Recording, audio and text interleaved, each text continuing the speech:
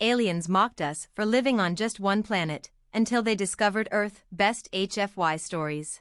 It started with a subtle message, a hum across the vastness of space, a transmission that appeared out of nowhere, received by all the most advanced systems humanity had put in place. The message wasn't in English or any language on Earth. It was a strange string of symbols that no human could decode instantly. But it wasn't long before they understood the meaning.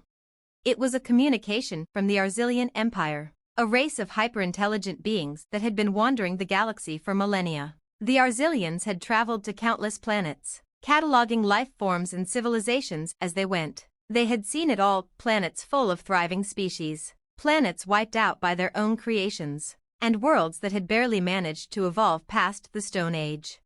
And when the Arzilians first came across Earth, they saw a planet occupied by a species that, to their immense amusement, had only reached the stars relatively recently. They were stunned by humanity's audacity to think they could be a part of the galactic community. Why do they cling to just one planet? The Arzilians scoffed among themselves. How quaint, how limited. They laughed. Humanity was still bound to Earth, unable to live anywhere else. Their spaceships were primitive by galactic standards, their technology childishly simple, and their understanding of the universe was laughable. The message they sent was brief but cutting. You are a species confined to a single world. Your potential is constrained by the gravity of your home. We, the Arzilian Empire, have spread across countless galaxies. You are nothing more than a curiosity to us. Humanity, for all their faults and flaws, had always had an edge, resilience. When faced with such mockery, they didn't crumble. They didn't fight back with words, they fought with action.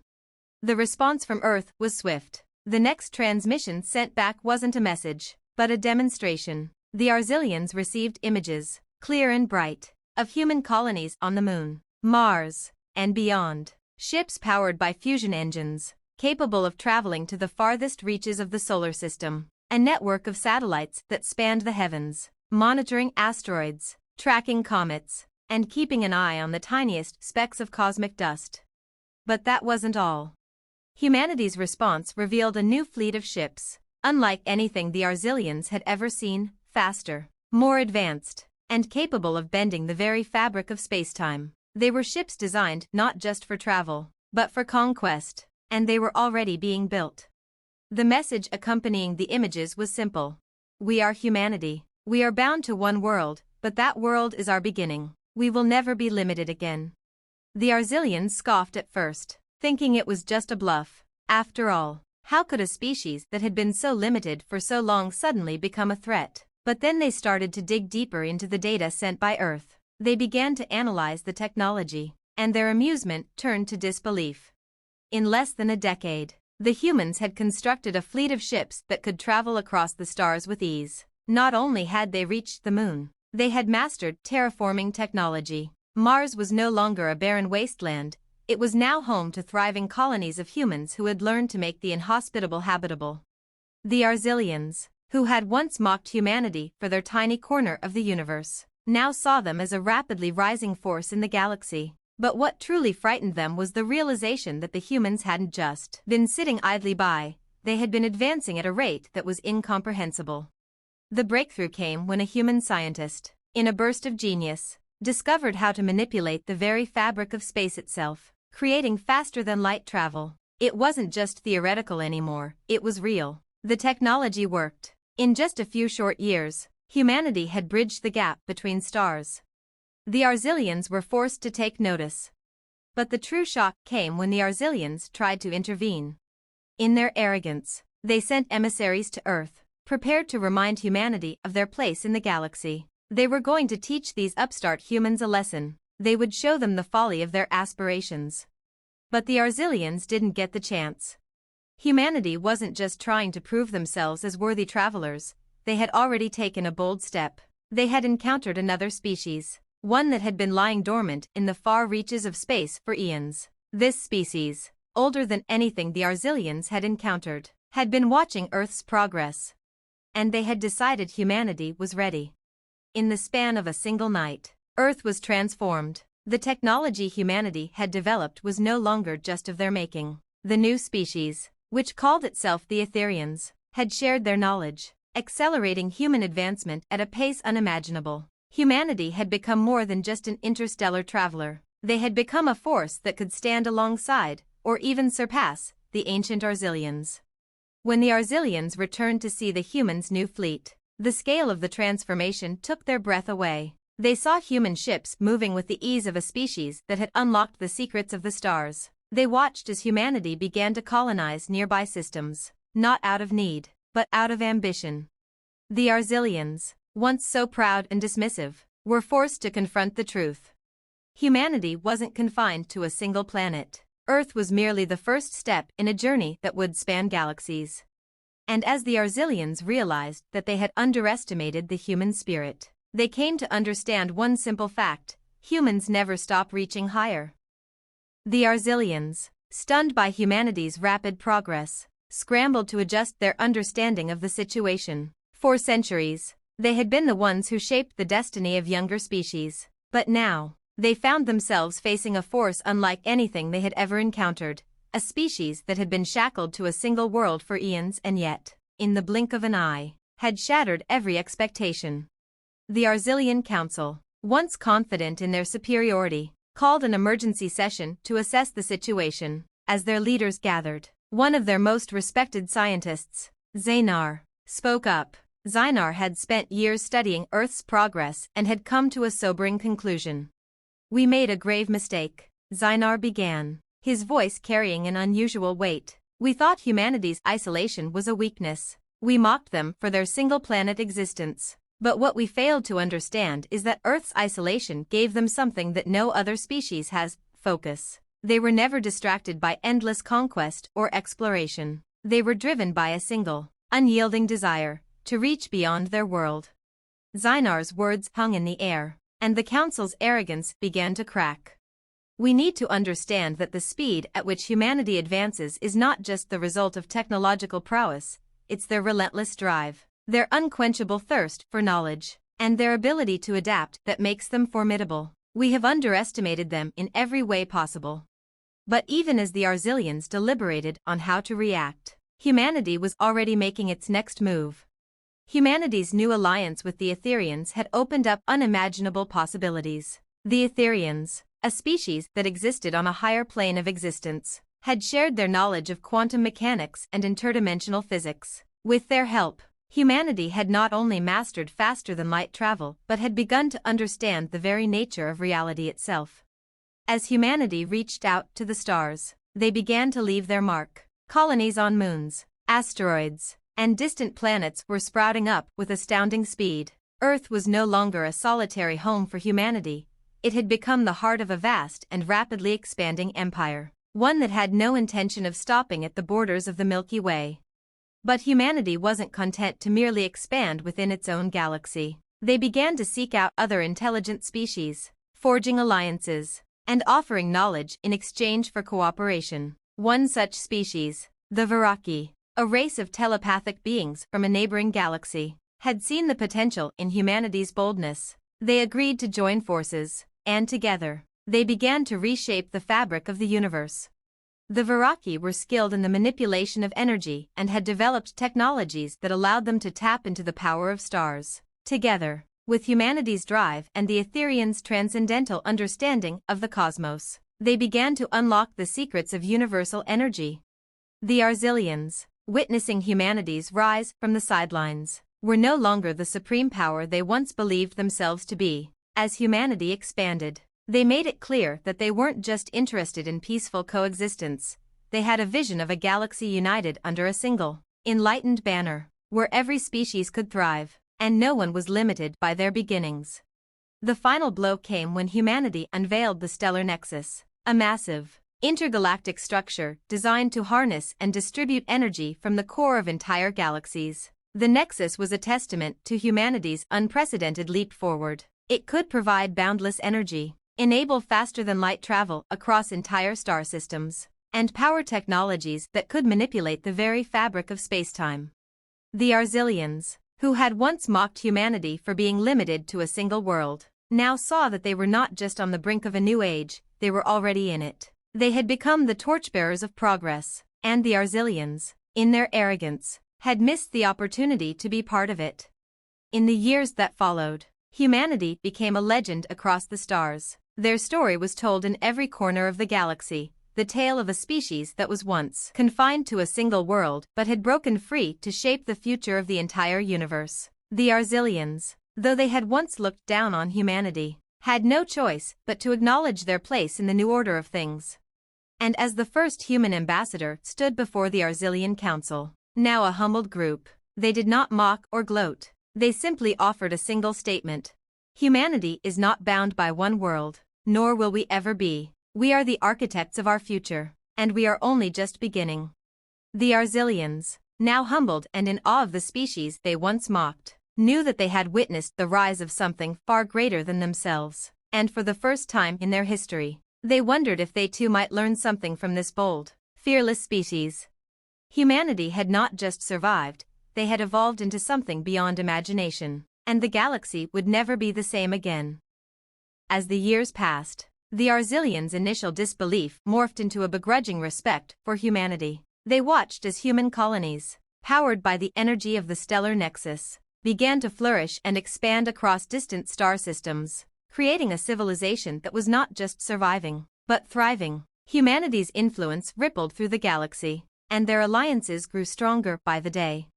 But the true shift didn't come from technology alone, it was the human spirit that left an indelible mark. The Arzilians, who had once believed that only the most advanced species could shape the fate of the universe, now realized that it wasn't sheer intellect or technological prowess that made humanity special. It was their heart, their undying will to adapt, evolve, and overcome any obstacle.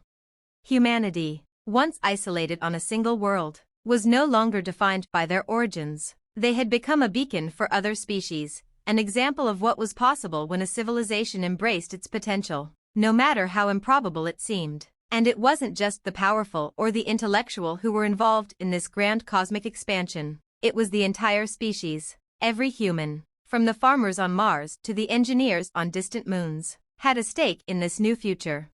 This change didn't go unnoticed by the other galactic empires. Once, the galaxy had been fractured into countless factions, each vying for control, each focused on its own survival. But as humanity's influence grew, they began to push for something more, a unification of species, a peaceful federation that could build a future where all races, from the most advanced to the most primitive, could prosper together. And so, the Galactic Accord was born. It began as an ambitious idea, proposed by humanity and supported by the Etherians, Viraki, and other species who had witnessed humanity's rise. The Accord was simple but powerful, a framework for cooperation, mutual respect, and the sharing of knowledge, technologies, and resources. It was designed to create a unified galactic community that would work together to ensure the long-term survival and prosperity of all species. For the first time in eons, the various empires of the galaxy put aside their old rivalries. They saw the value in working together, in using their collective strengths to solve the galaxy's most pressing issues. The Arzilians, for all their pride, had no choice but to accept humanity's leadership in this new age of galactic cooperation. The true test of humanity's role came when a new threat emerged. A mysterious, highly advanced species, the Zarnoth, a race that existed outside the normal fabric of time, appeared at the edges of the galaxy. They were older than any other known species, and their technology seemed to bend reality itself. They spoke of destruction on a cosmic scale, of wiping out entire galaxies to create space for their own.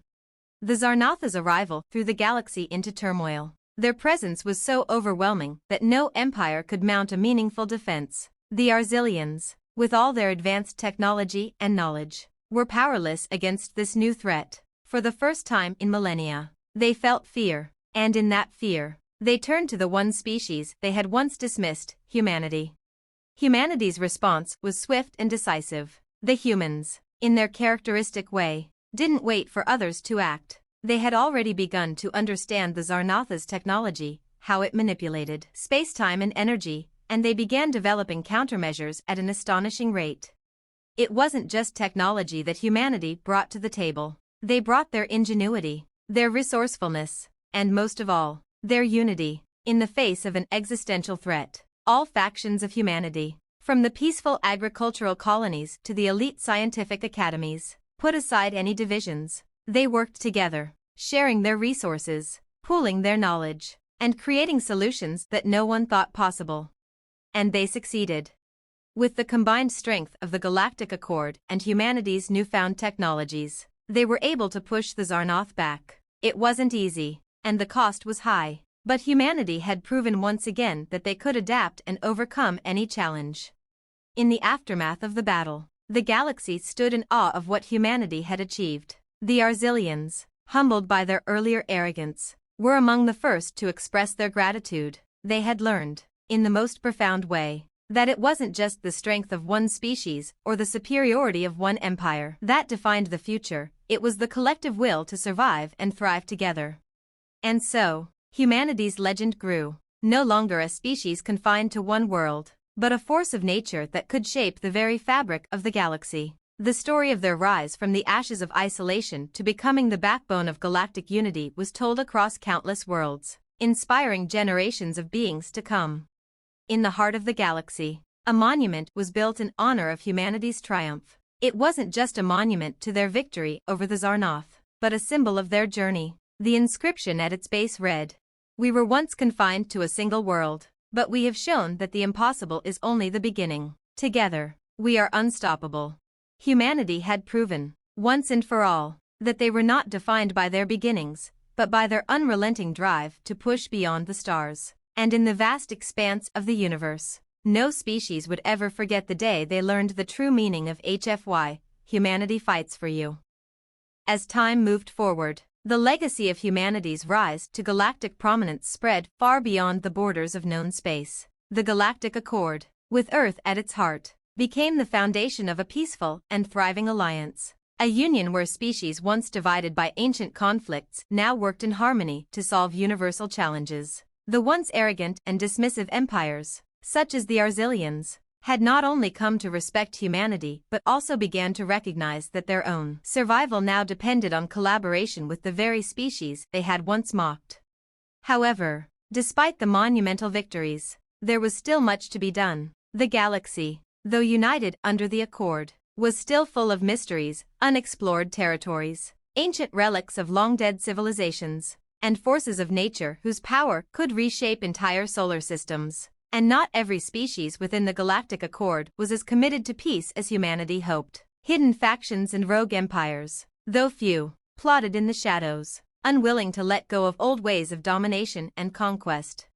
As the galaxy continued to evolve, so did humanity's place within it. Earth had become the epicenter of not only technological and scientific advancements but also of culture and philosophy. Humans had a unique ability to inspire others, not just through their accomplishments, but through their stories, their art, and the power of their ideas. The story of humanity's rise became a universal symbol of resilience and hope, a reminder that no matter how insurmountable the odds, the human spirit could always overcome. But with great influence came great responsibility.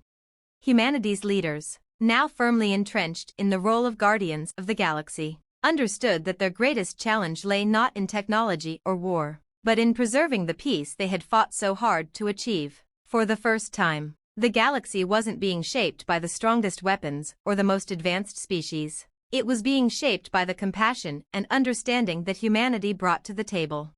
The turning point came when a new, unexpected threat appeared, a rogue faction of the Zarnoth, whose ranks had fractured during the battle humanity had led against them, emerged from hiding. These particular survivors were not the same beings who had once threatened the galaxy. They had changed, evolving after their defeat. They had come to realize the full power of what humanity had done. They had learned that survival didn't depend on conquest but on cooperation.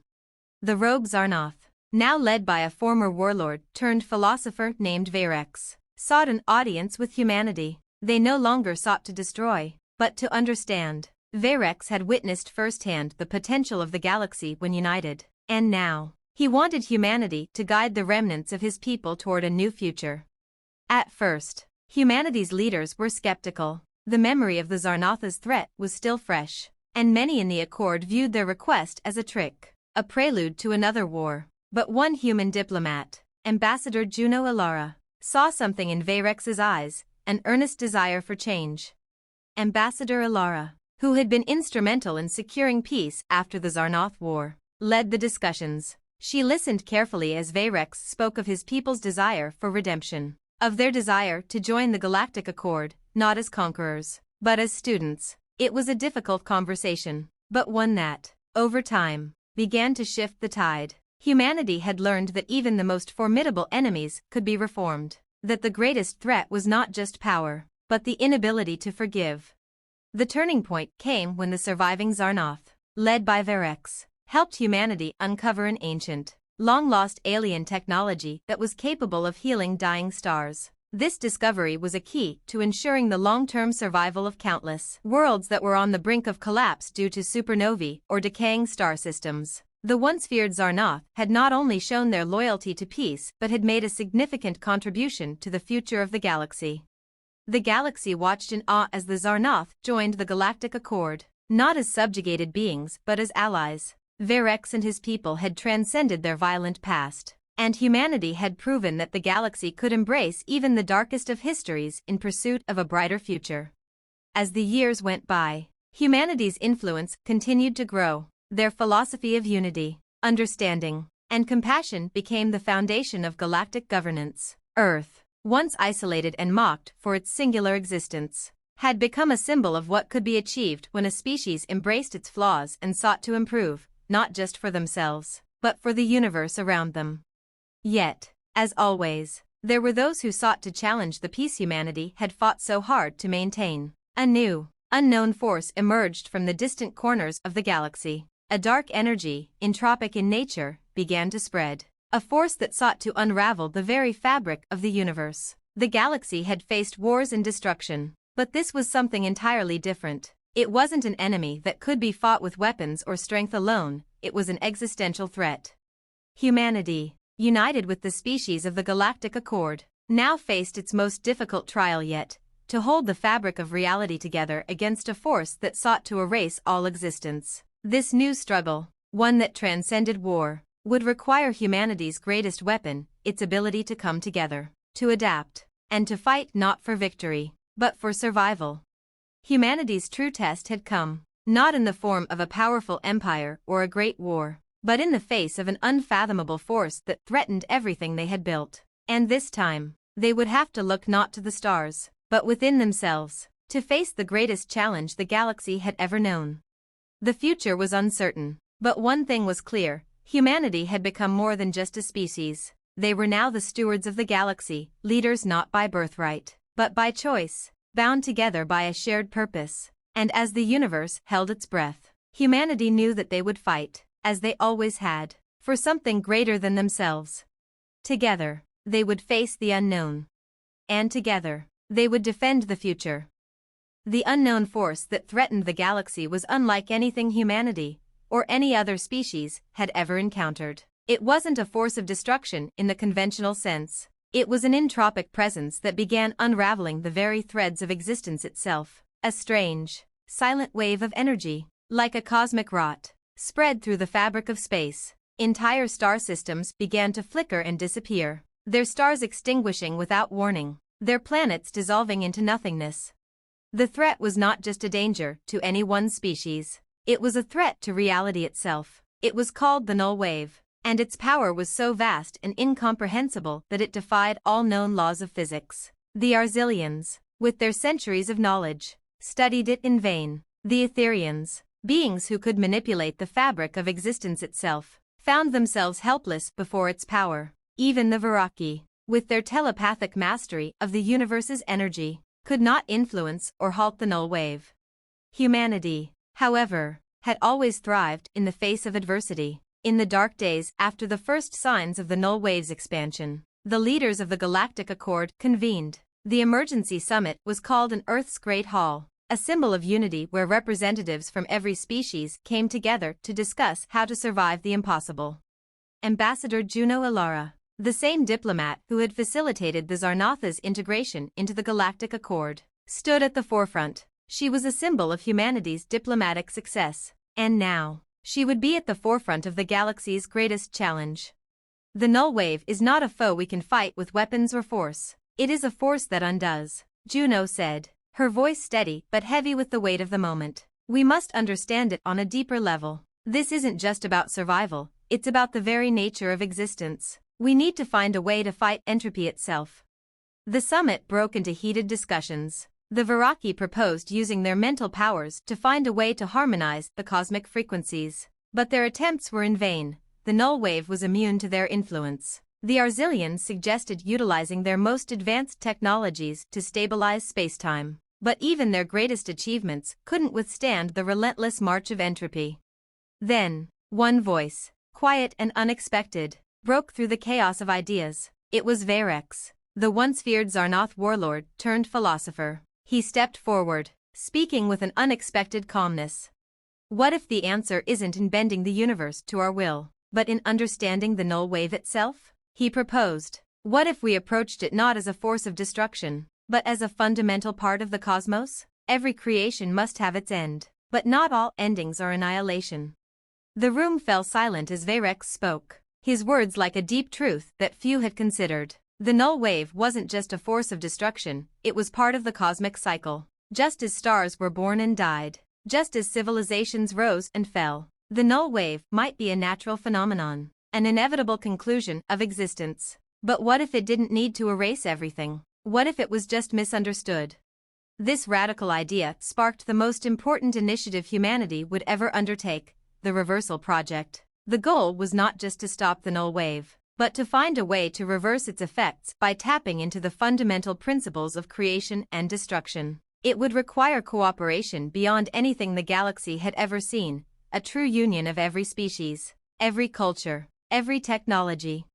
For the first time in history, all factions of the Galactic Accord, human, Arzilian, Etherian, Viraki, and even the reformed Zarnoth, worked in harmony to address the threat. The project called upon the brightest minds and the most gifted beings from each species. They pooled their knowledge of quantum mechanics, dark energy, and interdimensional physics. While humanity's innovative approach to problem-solving began to shine, it became clear that the answer wasn't in stopping the null wave, it was in rebalancing the universe.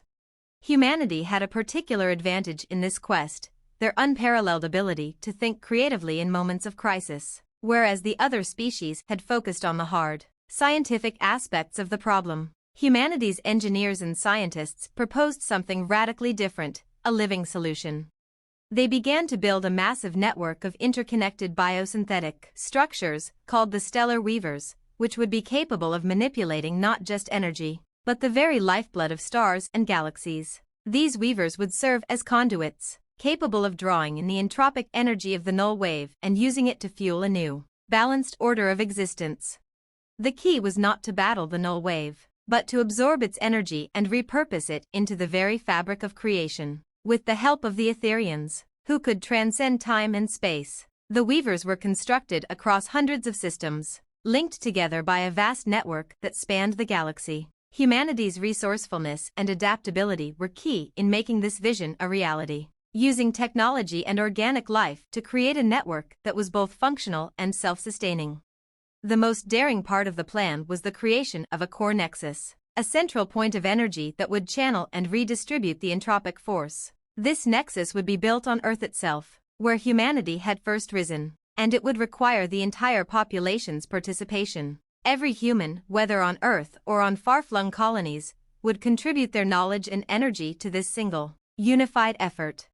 It was humanity's greatest test, but they were not alone. The Zarnoth, who had once been enemies, offered their unmatched understanding of quantum energy, while the Viraki shared their knowledge of cosmic thought patterns, and the Arzilians contributed their unparalleled ability to manipulate energy at the atomic level. For years, the Reversal Project consumed the attention of the entire galaxy. The null wave, though still expanding, slowed its progress as the weavers began to activate. It wasn't an instant solution, but the cosmic balance was beginning to shift. The first signs of hope came when the null wave's destructive path began to curve, drawing energy into the stellar weavers instead of spreading chaos. The final step was the activation of the core nexus. The entire galaxy watched as humanity, once limited to a single world, now stood as the focal point of the universe's greatest trial. Earth's cities were filled with people, all connected to the vast array of machines, all sharing a single collective goal. The very life force of the galaxy was about to be channeled through humanity's creation. As the nexus pulsed with energy, reality itself seemed to bend, and for a moment, all things held their breath. The galaxy teetered on the edge of oblivion. And then, with a brilliant burst of light, the null wave was redirected. It no longer consumed, it sustained. The balance was restored. The galaxy had been saved, not through brute force, but through understanding, creativity, and unity. The null wave had become a part of the galaxy's natural cycle, no longer a harbinger of destruction, but a force of rebirth. The universe had been transformed, and it was humanity, with their relentless spirit and willingness to adapt, who had led the way. Humanity had not only conquered space, but they had learned to conquer themselves, their greatest strength, and in doing so, they had saved the very essence of the universe. With the null wave neutralized and balance restored to the galaxy, humanity had become the undisputed force of unity across the cosmos. Earth, the planet that had once been a solitary speck in a vast universe, was now the center of a new era. The lessons learned from the null wave incident became the foundation of an entirely new philosophy, one that emphasized not only technological advancement but the preservation of harmony between life and the universe itself.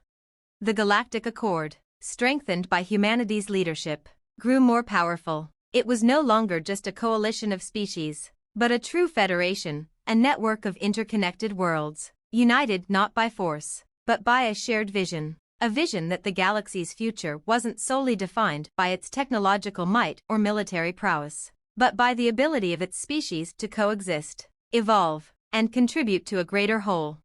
Yet, as humanity and their allies reveled in their success, they knew that this peace, while hard-won, would always be fragile. The galaxy was still vast, and its depths were filled with unknowns. New challenges would arise, whether from cosmic phenomena, new alien species, or even internal political struggles, and though the null wave had been absorbed and redirected, it had left a lingering question in the minds of many: what other forces of entropy might be hidden in the unknown corners of the galaxy, waiting to rise again? The answer, as humanity soon learned, was that peace was not something that could be taken for granted, it was something that had to be actively maintained, and for that, the galaxy would need more than just technological innovations and military power. It would need visionaries. A new initiative was launched, the Sentient Rebuilders Program. It aimed to send ambassadors, philosophers, and scholars into the unknown reaches of space, not with weapons or ships, but with knowledge and compassion. Their mission was simple: to discover and heal. They would find species on the brink of extinction, planets that were falling into decay, and regions where technology had yet to reach, and they would offer assistance, not through conquest, but through collaboration. Humanity's best and brightest were the first to volunteer for this mission. Among them was an unlikely candidate, Captain Adira Morrow, a young woman who had once served as a military strategist in humanity's early space conflicts, but had since become a key voice in the new diplomatic efforts. She, along with her crew, would venture into uncharted territories, seeking to solve the problems faced by distant worlds, using both technology and the lessons of the galaxy's hard-earned peace. "We are not just explorers of space," Captain Morrow said during her first address to the fleet. "We are ambassadors of life, guardians of balance, and students of the stars. Our mission is not to dominate, but to understand. We seek to heal, not conquer." Captain Morrow's mission symbolized the shift in humanity's role. Once known for their wars and struggles for survival, humans now stood as the peacekeepers and diplomats of the galaxy. They had learned that the universe's true strength lay not in its ability to destroy, but in its potential for regeneration, for life to grow and evolve. But their mission wasn't without its challenges. As they ventured deeper into unexplored sectors of the galaxy, they encountered new species, some welcoming, and others suspicious or hostile. Humanity's resolve was tested time and again, as they faced the temptations of power, greed, and the ghosts of past conflicts. Some species, old enemies of the Accord, refused to embrace the new order, believing that the galaxy's future lay in domination, not unity. However, humanity's reputation as the leaders of the Galactic Accord and their experience in overcoming the null wave served as a beacon for many. Slowly, They convinced skeptical species that lasting peace wasn't a naive dream but a pragmatic necessity. One by one, even the most resistant empires were brought into the fold, swayed by humanity's example of resilience, creativity, and diplomacy. Yet, there were still those who believed in the old ways. The Druvian Empire, a once mighty civilization that had thrived on conquest and expansion, remained a thorn in the side of the Galactic Accord. Though their military might was now eclipsed by the united forces of the Accord, their leadership remained determined to bring about their own vision of galactic order.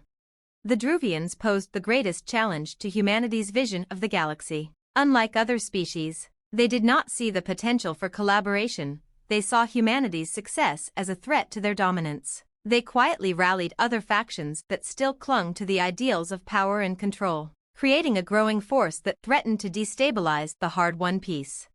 But humanity's response was not one of war, but of negotiation. In a historic moment, Ambassador Juno Ilara, the diplomat who had once brokered the peace with the Zarnoth, was called to represent humanity at the summit between the Galactic Accord and the Druvian leadership.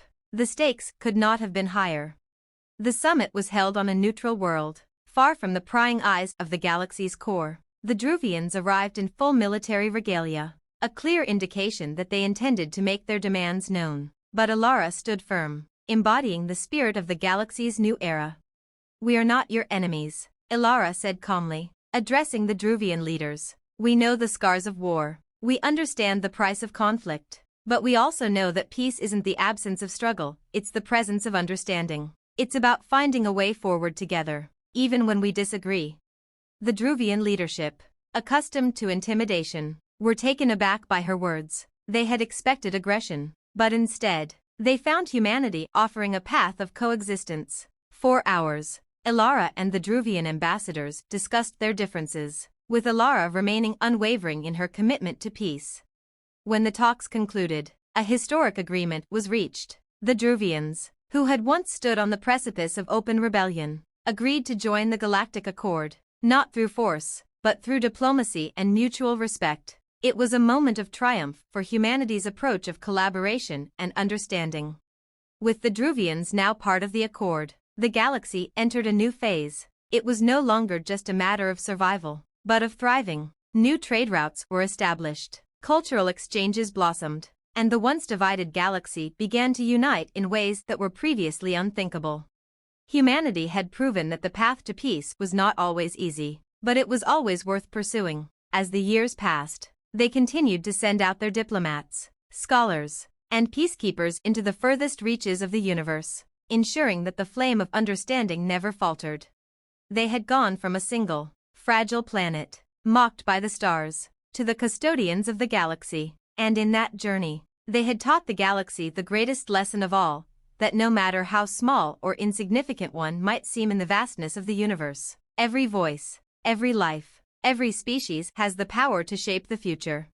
And so, humanity stood, not as conquerors, but as the united stewards of the galaxy, forever pushing the boundaries of what was possible, forever reaching for the stars, together.